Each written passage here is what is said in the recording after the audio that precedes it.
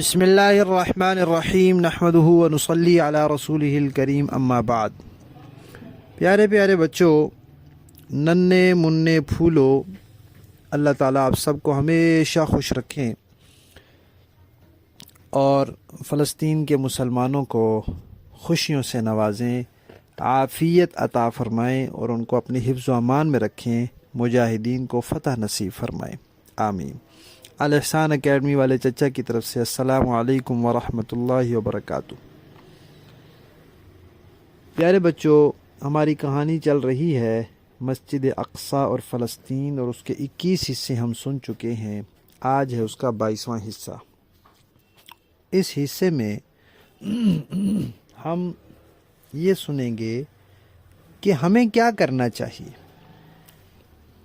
ہم اس موقع پر کیا کر سکتے ہیں فلسطینی مسلمانوں کی مدد کے لیے، ان کی حمایت کے لیے، طرفداری کے لیے، ان کی نصرت کے لیے، ان کے ساتھ تعاون کے لیے کیا کر سکتے ہیں، اور اسرائیل کی دشمنی کے لیے، اس کو نقصان پہنچانے کے لیے، اس کو تکلیف پہنچانے کے لیے، اور اس سے اپنے بغض کا اور غصے کا اظہار کرنے کے لیے کیا کر سکتے ہیں۔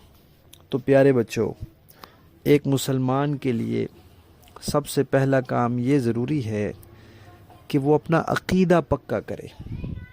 جو عقیدے اسے اسلام نے سکھائے ہیں، اللہ تعالیٰ کے بارے میں، نبیوں کے بارے میں، سب سے اہم چیز ہے کہ مسلمان کا عقیدہ پکا ہو، اس لیے کہ جس کا عقیدہ پکا نہ ہو وہ پھر ایسے موقعوں پر مسلمانوں کے ساتھ مضبوطی کے ساتھ نہیں کھڑا ہو سکتا۔ جس کا اللہ پر ایمان اور یقین نہ ہو پکا، وہ بیچارہ پریشان ہو جاتا ہے، اس کو وسوسے آنے لگ جاتے ہیں، شیطان اس کو ادھر ادھر کی باتوں میں بہکا دیتا ہے۔ تو اس لیے مسجد اقصیٰ کے بارے میں ہمارا عقیدہ پکا ہو کہ یہ مسلمانوں کا حق ہے، یہ مسلمانوں کی جگہ ہے۔ اس یہودیوں کے بارے میں ہمارا عقیدہ پکا ہو کہ یہودی اللہ تعالیٰ کا ان کے اوپر غضب ہے، اللہ تعالیٰ کی ان کے اوپر لعنت ہے، اور یہ منحوس لوگ ہیں اور یہ ذلیل لوگ ہیں، یہ پکا عقیدہ ہو ہمارا۔ تو پہلا کام یہ ہے کہ ہمارا عقیدہ پکا ہو۔ پیارے بچوں، ایک واقعہ آپ کو سناتے ہیں۔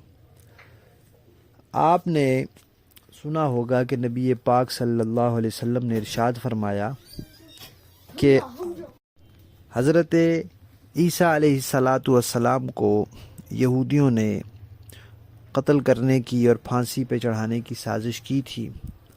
اللہ تعالیٰ نے عیسیٰ علیہ السلام کو زندہ آسمان پہ اٹھا لیا تھا، وہ ابھی تک آسمان پہ زندہ ہیں، اتنے سال ہو گئے ہیں لیکن وہ زندہ ہیں، اللہ تعالیٰ کی شان ہے۔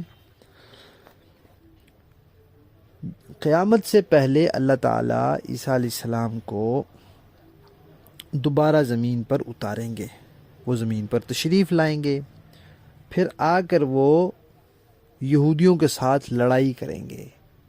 بڑا یہودی ہوگا دجال، اس کو بھی قتل کریں گے، پھر مسلمان یہودیوں کو قتل کریں گے، ماریں گے ان کو۔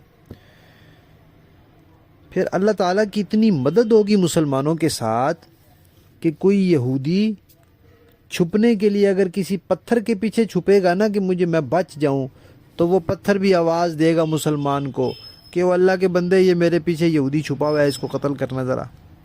پتھر بھی یہودیوں کے مخالف ہو جائیں گے۔ یہودی اتنے منحوس لوگ ہیں، اللہ کی ہر مخلوق ان پہ لعنت بھیجتی ہے۔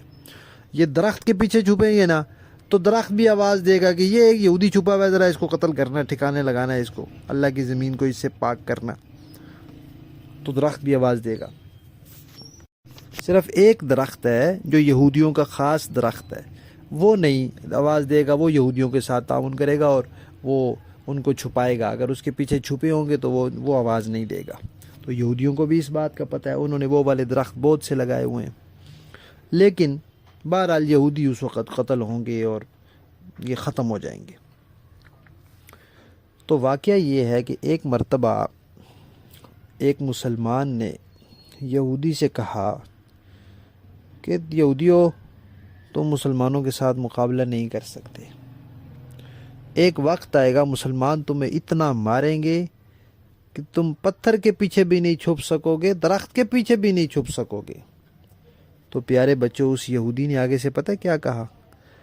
اس نے کہا بالکل وہ وقت آئے گا، لیکن وہ تب آئے گا جب تم لوگ اپنے عقیدے میں پکے ہوگے۔ ہم لوگ اپنے عقیدے میں پکے ہیں اور تم اپنے عقیدے میں بھی کچے ہو۔